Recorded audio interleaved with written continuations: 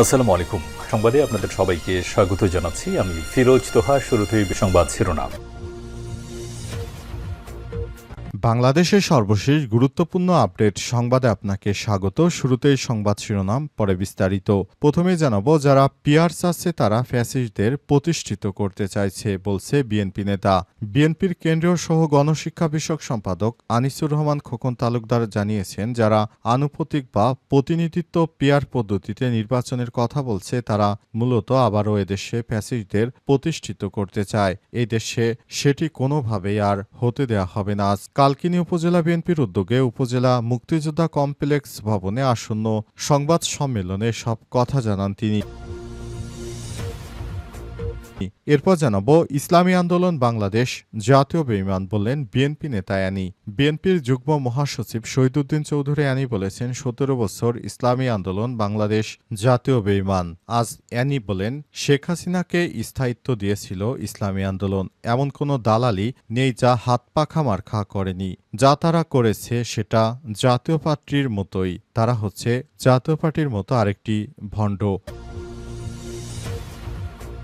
এরপর জানাবো, ৪ সংসদীয় আসন বহালের দাবিতে বাগেরহাটে ১০ নির্বাচন অফিসে অবস্থান কর্মসূচি। বাগেরহাটে ৪টি সংসদীয় আসন পুনর্বহালের দাবিতে পঞ্চম দিনের মতো আজ অবস্থান ধর্মঘট ও বিক্ষোভ কর্মসূচি পালন করেছে সর্বদলীয় সম্মিলিত কমিটি। জেলা নির্বাচন অফিস ও ৯ উপজেলা নির্বাচন অফিসের সামনে অবস্থান কর্মসূচি পালন করা হয়। এদিকে স্বর্ণের দাম ভাঙল ইতিহাসের সব রেকর্ড। এবার অতীতের সব রেকর্ড ভেঙে দেশের বাজারে স্বর্ণের দাম বাড়ানো হয়েছে। সবথেকে ভালো মানের সোনা বা ২২ ক্যারেটের ১ ভরি সোনার দাম এখন ১,৯১,১৯৬ টাকা। এর আগে দাম ছিল ১,৮৯,০০০ টাকা। এবং সর্বশেষ জানাবো, এবার ফিলিস্তিনকে স্বীকৃতি দিচ্ছে সিঙ্গাপুর।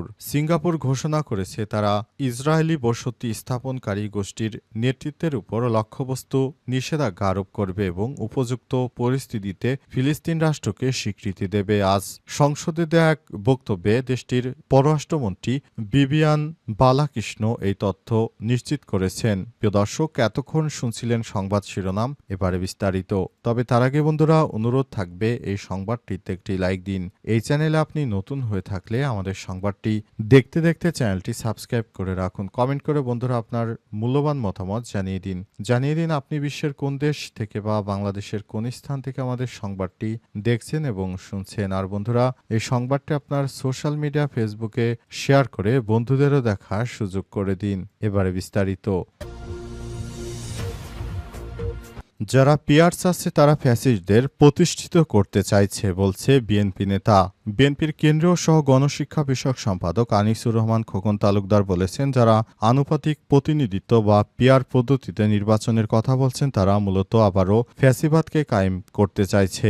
এদেশে সেটি কোনোভাবেই হতে দেয়া হবে না। আজ কালকিনি উপজেলা বিএনপির উদ্যোগে উপজেলা মুক্তিযোদ্ধা কমপ্লেক্স ভবনে আসন্ন দুর্গাপূজা সুষ্ঠুভাবে সম্পন্ন করার লক্ষ্যে আয়োজিত মতবিনিময় সভায় প্রধান অতিথির বক্তব্যে এই কথা বলেন তিনি। খোকন তালুকদার বলেন, আমরা চাই জনগণ অংশগ্রহণের মাধ্যমে স্বচ্ছ প্রক্রিয়ায় নির্বাচন হোক। যারা মানুষের ভোটে নির্বাচিত হয়ে সরকার গঠন করবে আমরা তাদের মেনে নেব, কিন্তু পিয়ারের নামে যারা নির্বাচন প্রক্রিয়াকে বানচাল করতে চায়, ফ্যাসিস্টদের পুনরায় এদেশে প্রতিষ্ঠিত করতে চায়, তাদেরকে বলে দিতে চাই, দেখুন এদেশে কখনো এই ধরনের পিয়ার নির্বাচন হয়নি। এই পিয়ার পদ্ধতি এদেশে হবেও না। সুতরাং ফ্যাসিস্টদের পুনর্বাসন হওয়ার কোনো সুযোগ নেই। পিয়ার পদ্ধতির মাধ্যমে যেন আর কখনো এদেশে ফ্যাসিবাদ নতুন করে মাথাচাড়া দিতে না পারে, সেজন্য আমাদের সবাইকে আরও সতর্ক থাকতে হবে বলে জানিয়েছেন এই বিএনপির নেতা। তিনি আরও বলেছেন, পিয়ারের নামে বিভিন্ন জায়গায় ষড়যন্ত্র করা হচ্ছে নির্বাচনকে বানচাল করার জন্য। যারা নির্বাচনকে বানচাল করতে চাইবে বিএনপি তার সর্বশক্তি দিয়ে প্রতিহত করবে। ইসলামী আন্দোলন বাংলাদেশ জাতীয় বেঈমান বললেন বিএনপি নেতা এনি। বিএনপির যুগ্ম মহাসচিব শহীদুদ্দীন চৌধুরী এনি বলেছেন, বিগত ১৭ বছরে ইসলামী আন্দোলন বাংলাদেশে জাতীয় বেঈমান হিসেবে কাজ করেছে। এনি হাসিনাকে স্থায়িত্ব দিয়েছিল, এমন কোনো দালালি পাখামার্কা ছিল না যা তারা করেনি। এই বাংলাদেশের ইতিহাসকে কলঙ্কিত করেছে চরমোনাই পীর। চরমোনাই পীর পীর নয়, ভণ্ড। ২০১৪, ১৮, ২৪ নির্বাচনে হাসিনাকে সহযোগিতা করে হাসিনার স্থায়িত্ব বাড়িয়ে দেওয়ার ক্ষেত্রে এই চরমোনাই পীর ইসলামী আন্দোলন বাংলাদেশ এই পাখামার্কা ছিল বাংলাদেশের মানুষের কাছে আরেকটি চিহ্নিত জাতীয় বেঈমান। সোমবার ২২শে সেপ্টেম্বর দুপুরে লক্ষ্মীপুর আউটার স্টেডিয়ামে সদর উপজেলা পূর্ব বিএনপির সম্মেলন উদ্বোধন বক্তব্যে তিনি এসব কথা বলেন। অ্যানি চৌধুরী বলেন, পিআর পদ্ধতি নিয়ে জামাত ইসলামের ভূমিকা এবং তারা ৮৬ ও ৯৬ সালে বিভিন্নভাবে শুধু আমাদের অসহযোগিতা করেনি, পুরো জাতিকে অসহযোগিতা করেছে। হাসিনাকে টিকিয়ে রাখার সাথে তাদের সঙ্গে থেকে জাতীয় বেঈমান হিসেবে, আত্মস্বীকৃত বেঈমান হিসেবে তারা বাংলাদেশে প্রতিষ্ঠিত হয়েছিল। তিনি আরও বলেন, তারা আজকে নির্বাচনের বিরুদ্ধে যে আন্দোলন করছে, ১৭ বছর আমরা যখন লড়াই সংগ্রাম করেছি তখন তো আমরা এই পাখামার্কাকে পাইনি। আজকে ইসলামী দলগুলো থ্রেড দেখায়, মিছিল মিটিং করে, বৃদ্ধাঙ্গুলি দেখায়, নির্বাচনী পরিবেশকে বিঘ্নিত করে। এই পরিবেশ থেকে বের হতে হলে ঐক্যই হলো শক্তি। ঐক্যবদ্ধ হিসেবে আমাদেরকে কাজ করতে হবে। এদিকে ইসলামী আন্দোলনের নেতারা জানিয়েছে, আমরা চরমোনাই ফিরি। শেখ হাসিনার বিরুদ্ধে ৫ই আগস্ট আমরা দলীয় ব্যানারে আমরা মিছিল করেছিলাম, কিন্তু বিএনপির মতো একটা রাজনৈতিক দল সেদিন সরকারের বিরুদ্ধে তারা দলীয় ব্যানারে কোনো প্রোগ্রাম করার সাহস পায়নি। তাই বিএনপি নেতা শহীদুদ্দীন চৌধুরী অ্যানিকে অচিরেই ক্ষমা চাওয়ার জন্য আহ্বান জানিয়েছে চরমোনাই পীরের লোকজনেরা। তারা জানিয়েছে, বিএনপি নেতা যে ধরনের অসভ্য কথাবার্তা বলেছে সেটা কোনোভাবেই গ্রহণযোগ্য নয়। তাকে অচিরেই ক্ষমা চাইতে হবে, তা না হলে তার বিরুদ্ধে অ্যাকশনে যাওয়ার সিদ্ধান্ত নিয়েছে চরমোনাই পীর। ৪ সংসদীয় আসন বহালের দাবিতে বাগেরহাটে ১০ নির্বাচন অফিসে অবস্থান কর্মসূচি।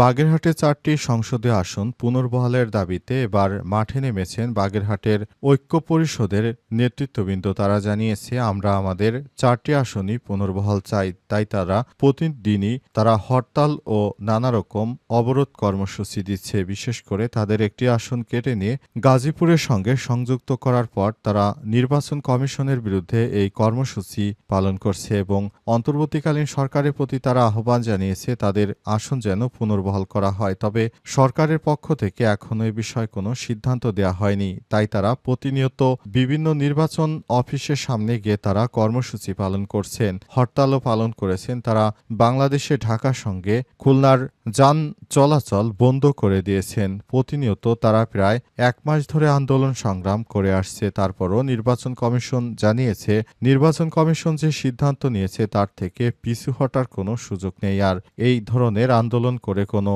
কাজ হবে না, কারণ সরকার চায় একটি সংসদীয় আসনের এবং আশপাশের প্রতিটি আসনের ভোটের ব্যবধানে সমতা আনা। এজন্য সরকার এই সিদ্ধান্ত নিয়েছে। আগামী নির্বাচনে সরকার এই সিস্টেমের মাধ্যমে প্রতিটি আসনে সমান সংখ্যক ভোটার উপস্থিতি নিশ্চিত করতে চায়। এজন্য নির্বাচন কমিশন এই সিদ্ধান্ত নিয়েছে। তবে সাধারণ জনতা বিষয়টি মানছে না। তারা প্রতিনিয়ত বিভিন্ন উপজেলা নির্বাচন কমিশন, জেলা নির্বাচন কমিশন সহ নানা জায়গায় ভিড় করছেন।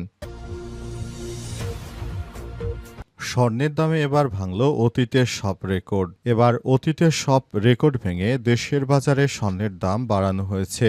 সবথেকে ভালো মান বা ২২ ক্যারেটের প্রতি ভরি ১১.৬৪ গ্রাম স্বর্ণের দাম বাড়ানো হয়েছে ১,৮৮৯ টাকা। এতে ভরিপ্রতি স্বর্ণের দাম ১,৯১,১৯৬ টাকা। দেশের বাজারে এর আগে কখনোই এক ভরি স্বর্ণের দাম ১,৯০,০০০ টাকা হয়নি। এতদিন দেশের বাজারে স্বর্ণের সর্বোচ্চ দাম ছিল ১,৮৯,৬২২ টাকা।